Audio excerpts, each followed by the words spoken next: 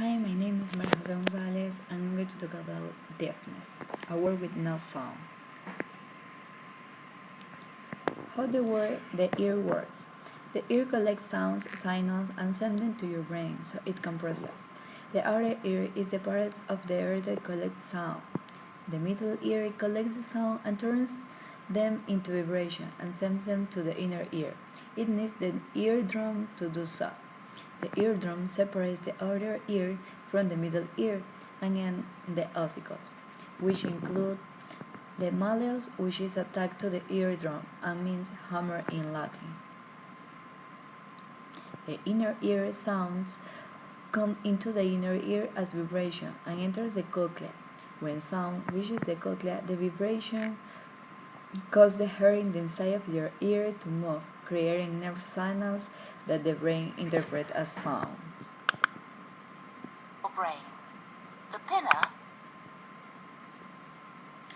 How the ear works. This animation shows how our ears work. Click the navigation arrows below the animation screen to play, pause, rewind, or fast forward the animation. Your ear consists of three parts: the outer ear, the middle ear, and the inner ear. These all work together to pass sound through your ear and to your brain. The pinner acts like a funnel to collect the sound waves. These sound waves pass through your ear canal. Here we show the sound waves entering the ear. The sound waves reach the eardrum and cause it to vibrate. The higher the pitch or frequency of the sound, the faster the eardrum will vibrate. These vibrations are then passed on to the middle ear. The middle ear contains three tiny bones called the ossicles. These are joined together and to the eardrum. They amplify the sound wave and pass it on to the inner ear. Here we show the ossicles moving in response to the sound waves.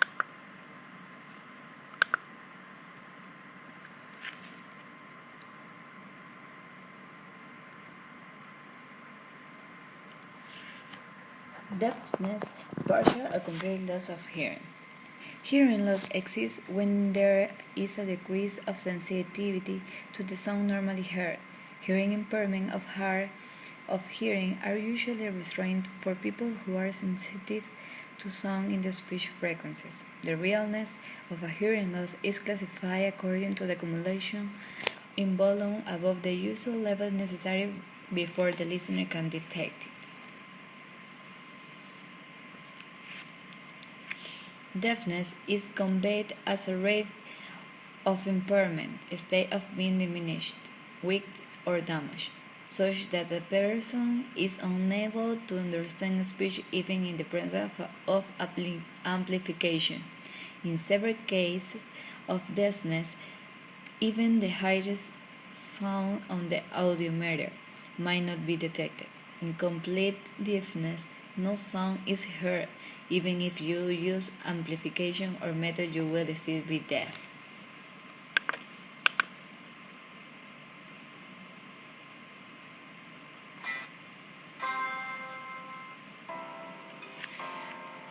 There are three kinds of hearing loss that a person can have.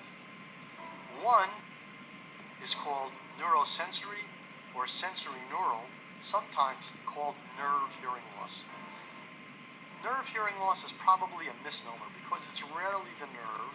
It's almost always the little hairs inside the organ of hearing that aren't converting the mechanical energy into electrical energy.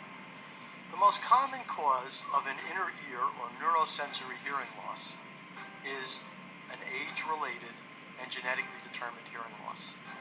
As we get older, we all lose some hearing, and the degree of that hearing loss is very variable. There are individuals in their late 50s and early 60s who have a rather severe loss and need amplification in the form of a hearing aid. And there are others who live into their 80s and 90s and have remarkably good hearing.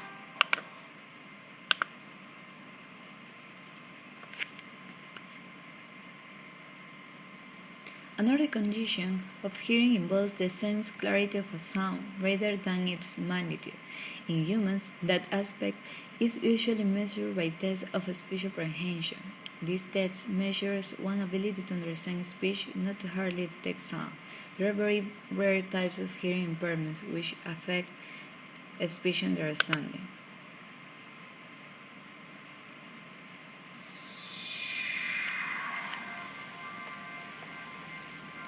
The inner ear is a sensitive region, easily injured by high-intensity noise or by environmental factors like chemicals and viruses.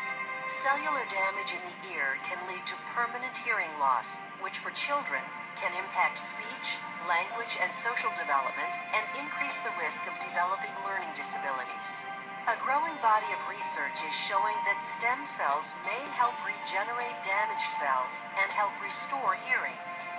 Based on animal studies and some early clinical trials in humans, it appears that cord blood stem cells help alter the body's immune response to injuries, like cellular damage in the inner ear.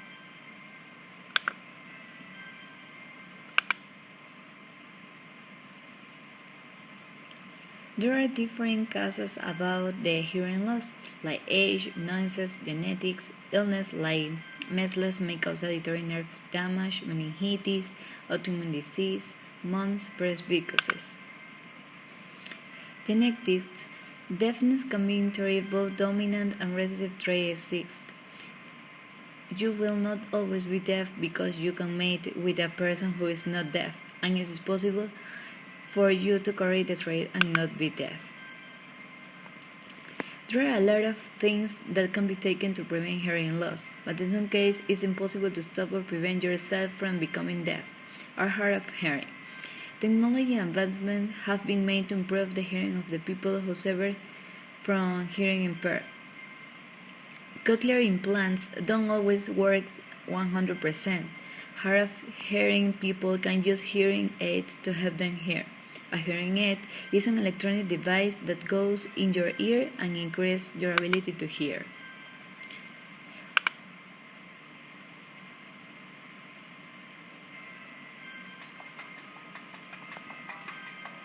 Here we have how a cochlear implant works. In case of sound waves striking the ear, they pass through the canal to the eardrum. From there, the sound waves are mechanically transmitted to the inner ear and amplified. In the inner ear, you can find the cochlea. The cochlea consists of 3 different canals. The middle canal is the organ of hearing and consists of sensitive hair cells. The hair cells can be stimulated electrically and forward the signal to the nerves and then onto the brain. In most cases of deafness, the hearing nerve still remains functional, but the hair cells have been damaged or even lost. In a cochlear implant system, sound enters a microphone and travels to an external mini-computer called a sound processor. The sound is processed and converted into digital information.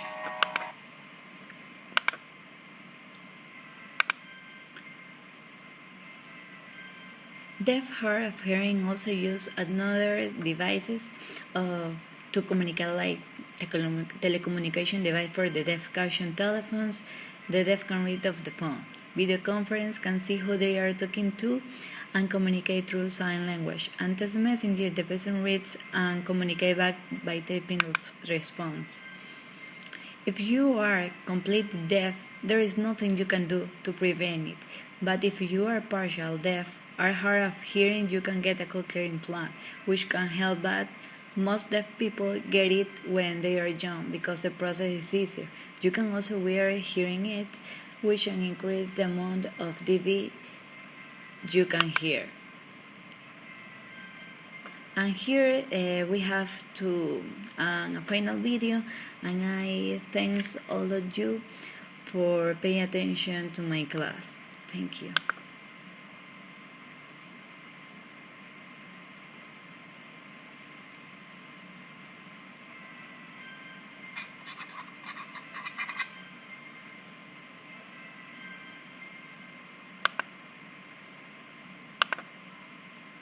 Hi, my name is Ben, and this is my friend Jerry. He's deaf.